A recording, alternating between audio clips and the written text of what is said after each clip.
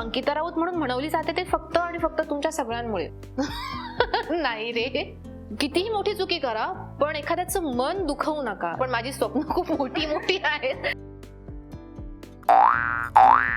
मी tradition सांभाळून काम करते. तुला चान्स हवाय ना तर तू कर, ठीक आहे, पण मग मानधन नाहीये त्या गोष्टीचा. माझ्याकडे ब्रँडेड बोलण्यापेक्षा किंवा मेकअप प्रोडक्ट्सच नसायचे. कधी कधी आपण म्हणू शकतो की हे स्ट्रगल आहे की तुमची फॅमिली जर तुम्हाला सपोर्ट नाही करत आहे ना तर तुम्ही त्यांना प्रूफ करून दाखवा.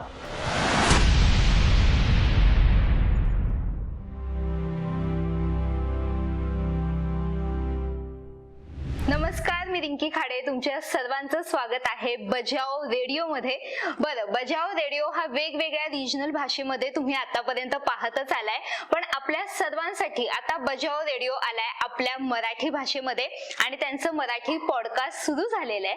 आणि आज या पॉडकास्टवर माझ्यासोबत जी गेस्ट आहे ना तिला वेगळी कोणती ओळख करून द्यायची गरज नाहीये, कारण आपण सर्व तिला तुमच्या आमच्यातलीच आपल्या जवळची असं समजतो. ती एक उत्तम डान्सर आहे, आर्टिस्ट सुद्धा आहे. तिच्या अहो शेट या गाण्यावर आपण सर्व नाचलेलो आहोत, आपण सर्वांनी रील्स बनवलेल्या आहेत. तिच्या युट्यूबची गाणी जी आहेत ती सुद्धा आपण सगळे ओळखतो.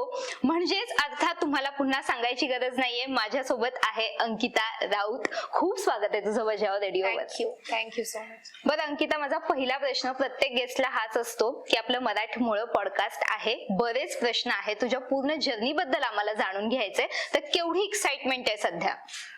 मी तर सांगेन पहिली गोष्ट म्हणजे मी खूप कमी पॉडकास्ट आणि इंटरव्ह्यूज करते, त्याच्यामुळे मी खूप जास्त एक्सायटेड आहे. कारण खूप दिवसानंतर काहीतरी मी प्रश्नांना सामोरी जाणार आहे आणि मजा येणार आहे मला, आणि मला आवडेल शेअर करायला माझ्या काही पर्सनल गोष्टी आणि बरंच काय काय. नक्कीच, मी तर खूप एक्सायटेड आहे, कारण मला बरंच काय काय मिळणार आहे या इंटरव्ह्यू मधून. जसं तू म्हणालीस की तू खूप कमी इंटरव्ह्यूज देते, पॉडकास्ट देते, सो मला बरंच काही काढून घेता येणार आहे. बरं, तुझ्या जर्नी बद्दल मला जाणून घ्यायचंच आहे, तिकडे आपण येऊयात. पण त्याआधी तुझं जे बालपण आहे, शिक्षण आहे, तू अलिबागची आहेस, तर त्या एकंदरीत आठवणी तुला सांगता आल्या किंवा तो प्रवास कसा होता, हा सर्व फेम मिळण्या आधीचा प्रवास?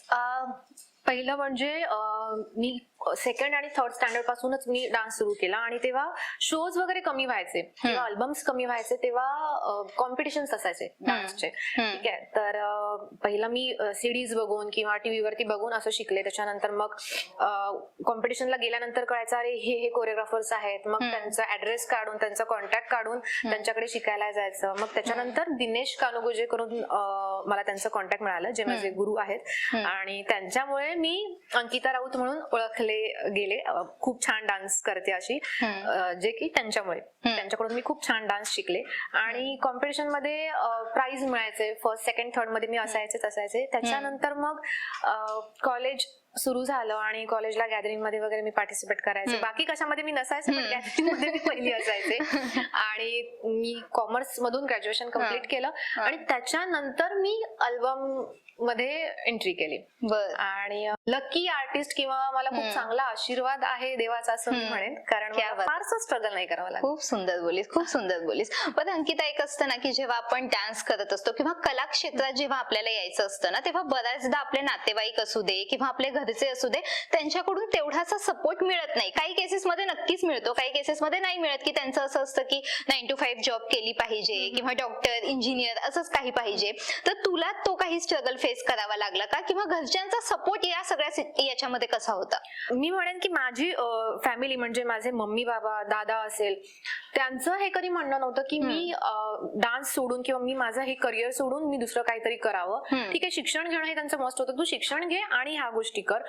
पण बाकी जी आपली फॅमिली असते, जसं की आत्या, मामा, काका, त्यांच्याकडून काही गोष्टी कानावर यायच्या माझ्या फॅमिलीच्या.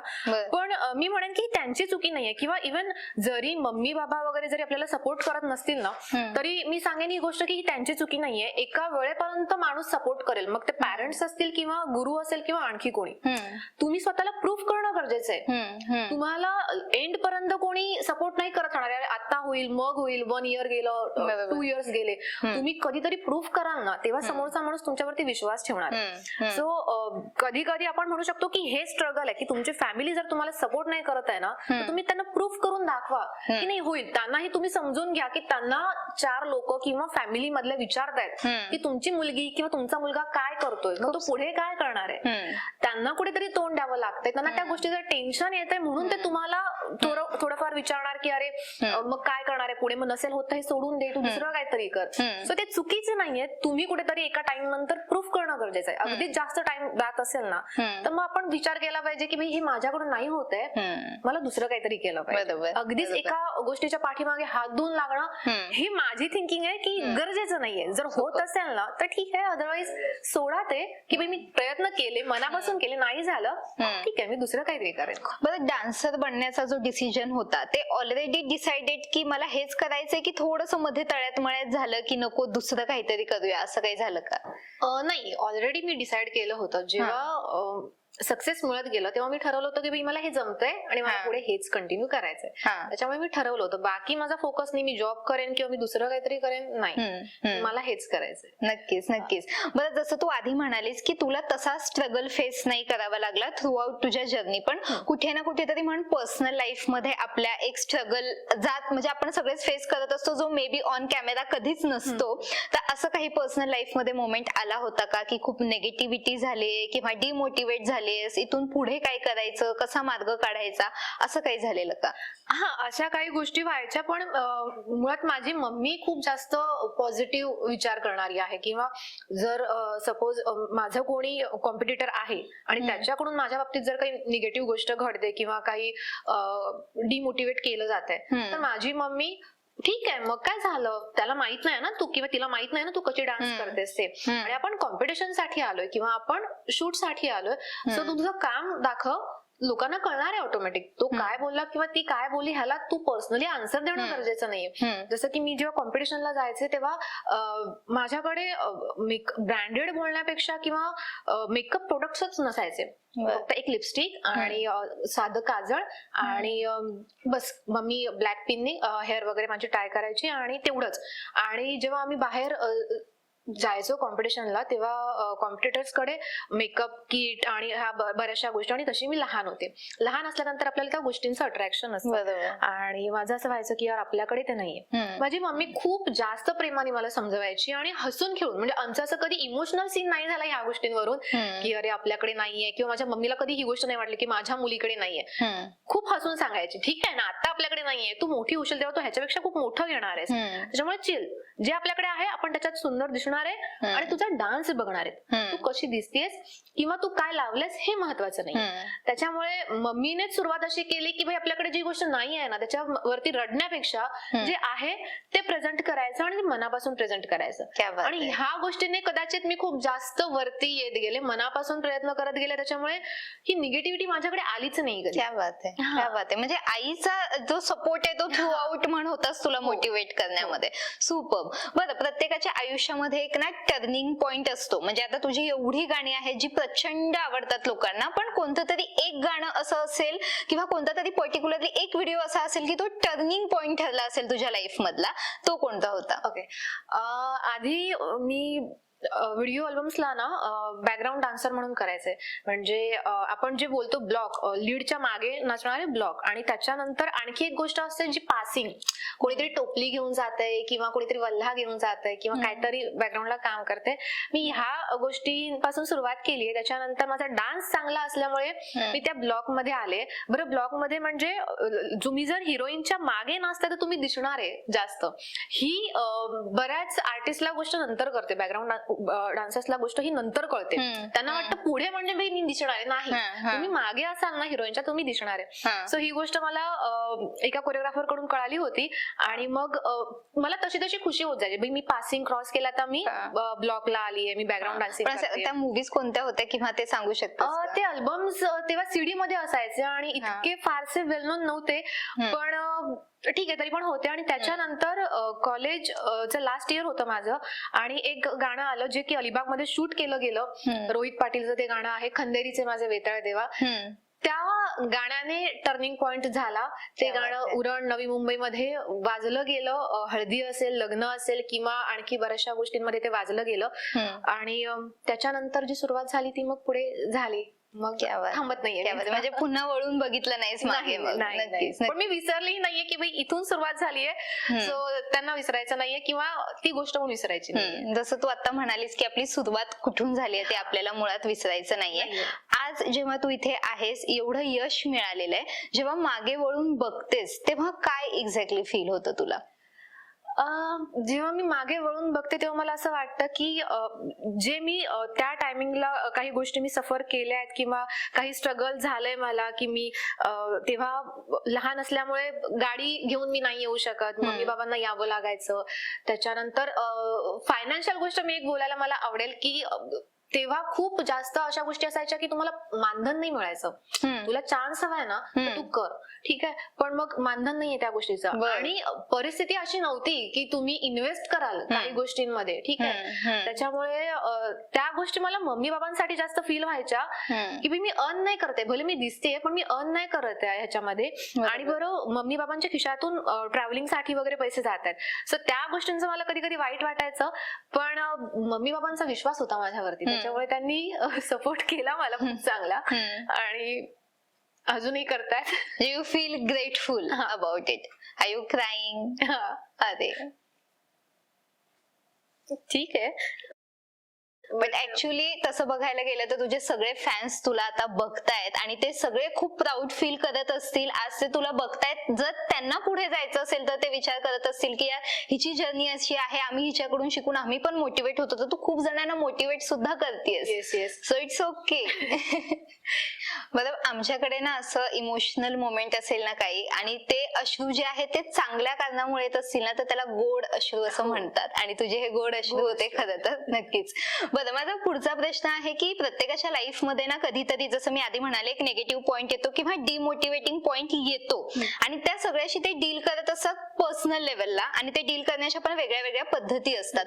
तू कसं डील करतेस जर असं काही तुझ्या जर्नीमध्ये आलं तर? मला असं वाटायचं की म्हणजे मी खूप जास्त तोंडावर उत्तर देणारी वगैरे होते, आणि माझ्या मम्मीचा असा स्वभाव होता की ठीक आहे, प्रत्येक वेळेला उत्तर देणं गरजेचं नाहीये, तू शांत राहून तुझं काम करून पण त्या तू गोष्टी, एक ती वेळ असते, ती वेळ गेल्यानंतर त्या गोष्टी नाही इम्पॉर्टंट राहणार तुझ्या लाईफ मध्ये.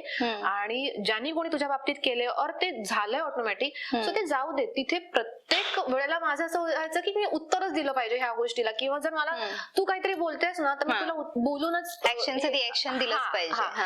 तर मग एका टाइम नंतर जशी मोठी होत गेले त्याच्यानंतर कळलं की शांत राहणं हे त्या वेळचं खरं उत्तर आहे. सो अशा काही गोष्टी घडल्यानंतर मी शांत राहायचे, भाई ठीक आहे, आता ही वेळ आहे ना, ही निघून जाणार आहे, पुढे मी ह्याचं उत्तर देणार आहे माझ्या कामातून किंवा माझं जे पण काही असेल चालू त्याच्यामधून.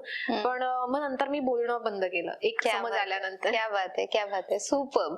बरं, माझा पुढचा प्रश्न असा आहे की जेव्हा आपल्याकडे यश येतं ना, किंवा आपण म्हणूया फेम येतं, तर त्या फेमचे काही पॉझिटिव्ह आणि काही निगेटिव्ह पॉइंट पण असतात. बऱ्याचदा जेव्हा मी इतर आर्टिस्टशी बोललीये तेव्हा त्यांच्याकडून मोस्टली असं येतं की आमची ना पर्सनल लाईफ कुठेतरी थोडी आम्हाला जगता येत नाही तेवढी, बिकॉज सिन्स आम्हाला बरेच लोक आता ओळखतायत. तर तसं तुला फेम मिळाल्यानंतरचे असे काही निगेटिव्ह पॉइंट्स वाटतात का की बाबा हे करता येत नाहीये किंवा हे तोटे आहेत त्याचे?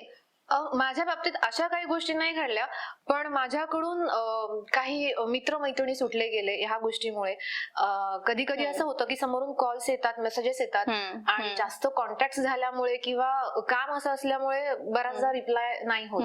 त्याच्यामुळे ह्या गोष्टी घडतात की माझी जवळचीच मैत्रीण आहे किंवा जवळचा मित्र आहे, पण तोही समजून नाही घेत आहे आणि माझ्याकडूनही त्याला टाइम देता येत नाही. त्याच्यामुळे काही मिसअंडरस्टँडिंग होत गेल्या की आता तू मोठी झालीस. 100% तू हा विषय काढलास, मी खूप खुश आहे. कारण की बऱ्याच वेळा असं होतं की एखादी व्यक्ती जेव्हा सक्सेस होत असते ना, आपल्याला असं असतं की आपल्या जवळच्या लोकांनी आपल्याला सपोर्ट करायला पाहिजे, आपल्या फ्रेंड्सने आपल्याला समजून घेतलं पाहिजे, आणि तिथे ते वाक्य येतं, तू मोठी झालीस किंवा तू आता खूप मोठा झालायस. आणि ती गोष्ट समोरच्याला नाही माहित की मी त्याच्याबद्दल काय विचार करते, पण ज्या वेळेला त्याच्याकडून तो मेसेज येतो किंवा जे कॉलवरती बोलणं होतं ना, ती गोष्ट मनाला खूप जास्त लागते. त्याला नाही माहितीये की माझ्या मनात तुझ्याबद्दलची काय जागा आहे. मित्र असेल, मैत्रीण असेल, जस्ट फ्रेंडही असेल, पण मला ती गोष्ट फील होते, मला लागतं ते वाक्य. कारण माझं पहिल्यापासून हे म्हणणं आहे, मी अंकिता राऊत म्हणून म्हणवली जाते ते फक्त आणि फक्त तुमच्या सगळ्यांमुळे. मी एकटी किती छान डान्स करू देत किंवा किती छान ऍक्टिंग करू देत, त्याला काहीच अर्थ नाहीये जोपर्यंत तुम्ही सगळे मला सपोर्ट नाही करत. मग फॅमिली असेल, मित्र असतील किंवा मग फॅन्स असतील. त्याच्यामुळे मला माझ्या सगळ्याच मित्र परिवाराची आणि फॅन्सची खूप जास्त गरज आहे आणि त्यांच्यामुळे मी आहे हे मी बऱ्याचदा वाक्य सांगते. आणि जेव्हा त्यांच्याकडून ही गोष्ट मला ऐकायला येतं तेव्हा ते जास्त फील होतं. कधी कधी रागाच्या भरात मी बोलून जाते की हा तुला कळलं ना मी मोठी झाले, मग आता सोडून दे विषय.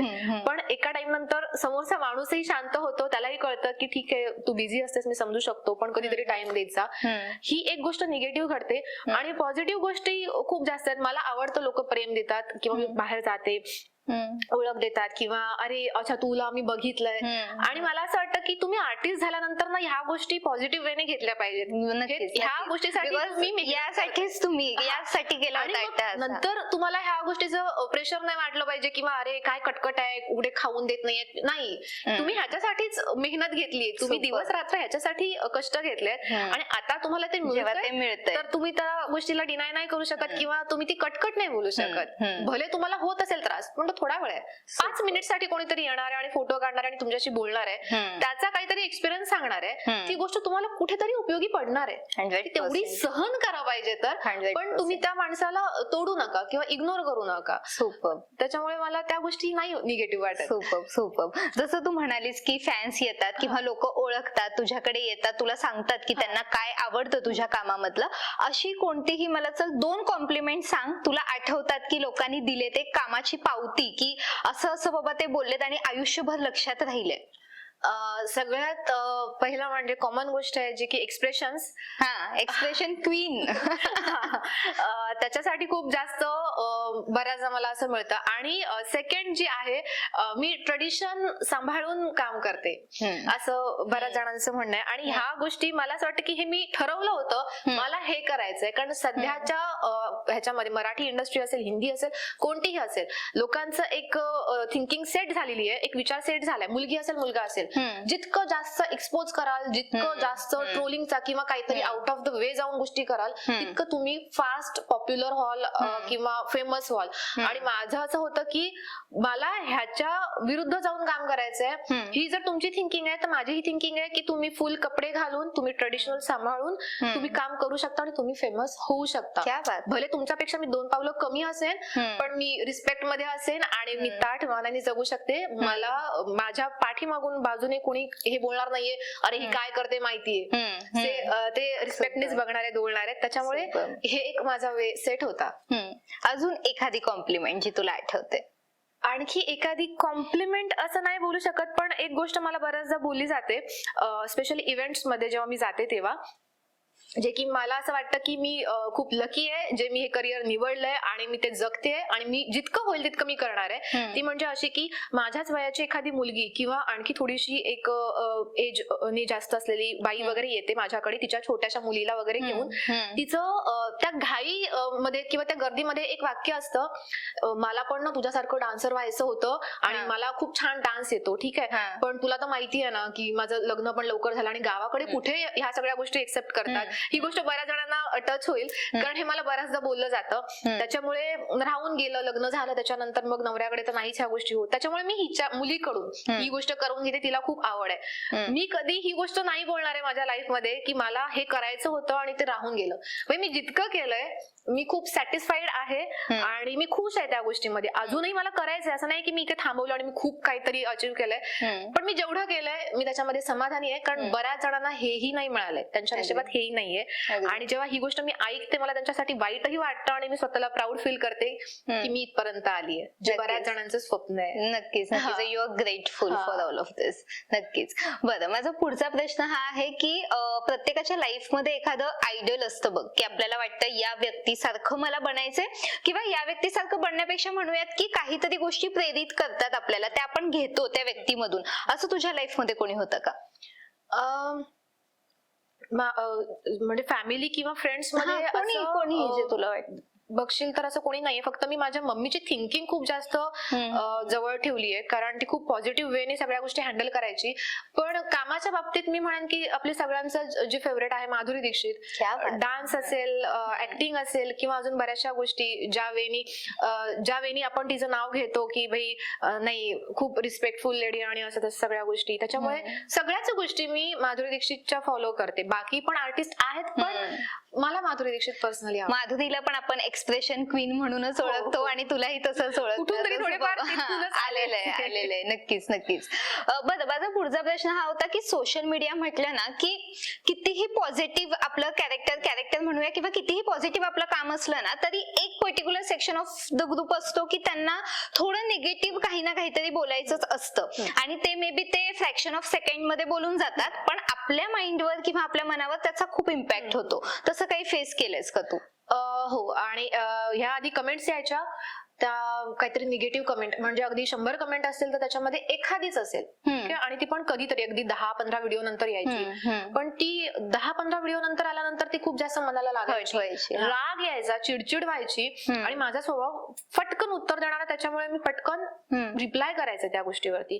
मग काही फ्रेंड्सनी मला सांगितलं की ह्या गोष्टीनं थोड्या इग्नोर करायला शिक. जितकं मी उत्तर देईन, आन्सर देईन त्या गोष्टींना, तितकं ते कधी कधी एखाद्याची वृत्ती असते तशी, ठीक आहे, ते परत तुला त्रास देणार का, तर तू रिप्लाय देतेस त्या गोष्टीसाठी. मग त्यांना फरक नाही पडत आहे की तू निगेटिव्ह बोलतेस किंवा पॉझिटिव्ह, जर रिप्लाय मिळतो त्यासाठी ते काही बोलतील.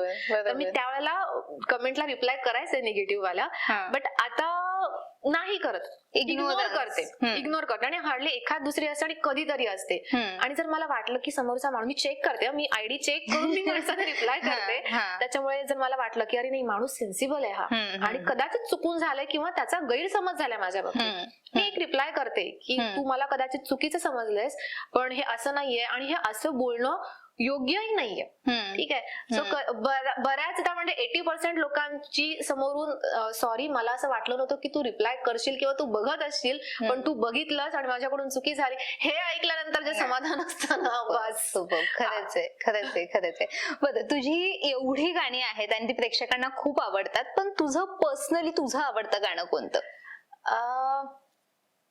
असं मी निवडू नाही शकत आहे, कारण त्या वेळेला ते गाणं मला अरे हे छान आहे, हे गाणं मी खूप छान केलं होतं असं होतं. पण मी म्हणेन की आहोशेट लावणीने मला सगळीकडे नाव दिलंय, ठीक आहे. आणि बऱ्याच जणांना नसेलही माहित की मी त्याच्यामध्ये काम केलंय, पण लावणी सगळीकडे वाजलीये. आणि त्याच्यानंतर सीझन वाईज माझी गाणी येतात. एकवीर आईचा पालखी सोहळा असेल तर मग आईचा सोहळा गाणं वाजतं, गणपती आले की चकचक सोन्याचं गाणं नेहमी ट्रेंडिंगला येतं दरवर्षी, आणि अशी बरीचशी गाणी आहेत जी मला आवडतात. पण माझं पर्सनली फेवरेट मी सांगेन की मला जे बघायला आवडतं किंवा जे पर्सनली माझ्यासाठी मला सरप्राईज म्हणून बनवलं गेलं होतं ते आहे लव्ह मॅशअप. हा, आणि ते खूप जास्त मला आवडतं, व्हिज्युअली सुद्धा आणि ऐकायला सुद्धा, ते आहे फेवरेट. क्या बात आहे. बरं, जेव्हा आपण शून्यातून सुरुवात करतो ते इथपर्यंत आपण पोहोचतो, त्या पूर्ण जी जर्नी आहे ना, ती आपल्याला काही ना काहीतरी एक शिकवण देऊन जाते. तुला मिळालेली शिकवण कोणती? अरे बापरे, ओके, मी हेच म्हणेन की तुम्ही पेशन्स ठेवा, तुम्हाला तुमच्या मेहनतीचं फळ मिळणार आहे. आणि एक गोष्ट मी शिकलीये ज्याचा मी स्वतः अनुभव नाही कधी घेतला, आणि मला असं वाटतं की प्रत्येक गोष्टीचा अनुभव तुम्हाला स्वतः घेतलाच पाहिजे असं नाहीये, दुसऱ्यांच्या अनुभवातून पण काही गोष्टी शिका आणि तुम्ही प्रामाणिकपणे काम करा. तुम्हाला कोणी कितीही सांगेल अरे भाई शॉर्टकट मार, ह्या गोष्टीमध्ये पटकन पुढे जाशील, तू पटकन नक्कीच पुढे जाशील, पण तू शॉर्ट टाइम साठीच जाणार, त्या प्रोजेक्ट पुरताच पुढे जाणार आहेस, त्या प्रोजेक्ट नंतर तू परत तुझ्या घरीच येणार आहेस. त्याच्यामुळे सुरुवातीपासून मी ज्यांचं स्ट्रगल बघितलं किंवा जे माझ्या सोबत होते काही आर्टिस्ट, ते आता नाही आहेत, कारण कुठला तरी शॉर्टकट मारून ते गेले होते. आणि मी खूप जास्त पुढे येऊन काम करते, कारण मी कधी माझा प्रामाणिक वे नाही सोडला.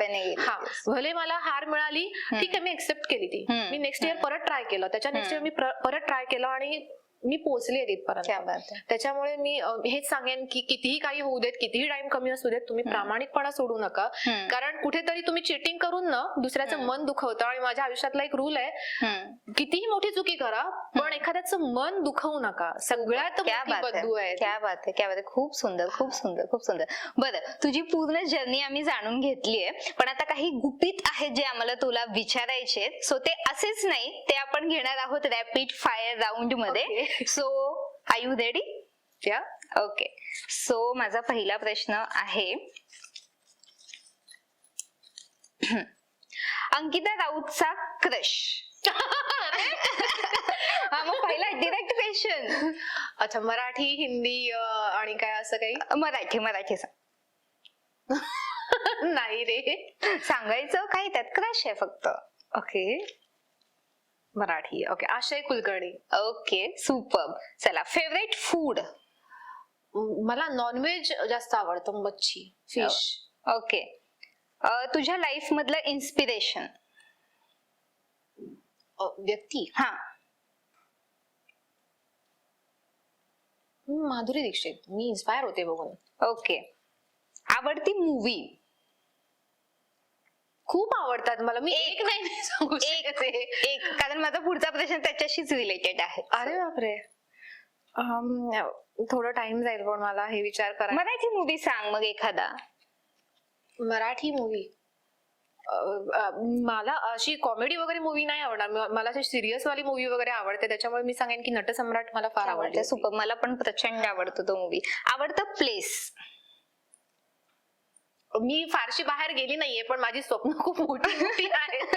मला बर्फाच्या ठिकाणी वगैरे जायला आवडतं, त्याच्यामुळे जिथे कुठे असेल तिथे मला जायला आवडेल. मी गेली नाही आतापर्यंत अजून, गेलेली नाही, पण माझं स्वप्न आहे, मी जाणार आहे. ओके, जाईन. ओके, म्हणजे ड्रीम प्लेस म्हणूयात आपण तुझं. हो हो हो. बरं, आता जसं मी तुला आधी म्हटलं की रिलेटेड क्वेश्चन होता, अशी एखादी मूवी ज्याच्यामध्ये तुला वाटलं की तू एखादा रोल करायला पाहिजे होता, आणि असं एखादं सॉन्ग ज्यामध्ये तुला वाटलं की मी डान्सर असायला पाहिजे होतं. ओके, मूवीच्या रोलचं मी म्हणेन की माझा कॉन्फिडन्स बघता मी कोणत्यामध्येही घ्या, मला करायला आवडेल आणि मी होही म्हणून जाईन. करेन कितपत न्याय देईन मी त्या कॅरेक्टर पेक्षा, ते मी नाही सांगू शकत. आणि गाण्याचं मी म्हणेन मराठी. राईट, मराठी.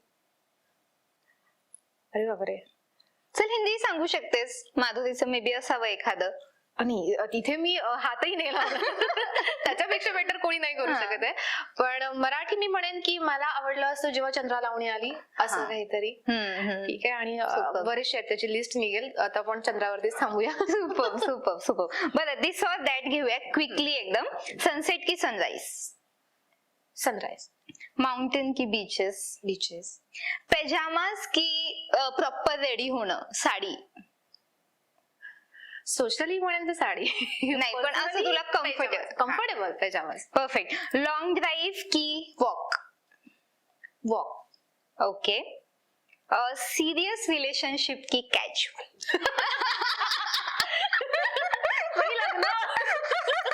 डायरेक्ट लग्न. अच्छा, डायरेक्ट काहीच नाही आहे, डायरेक्ट लग्न. कोणी ट्राय करू नका, काही फायदा नाही. सीधा शादी के लिए पूछ लो. बरं, फेम की मनी? दोन्ही थोडं थोडं चालेल. नाही, एक.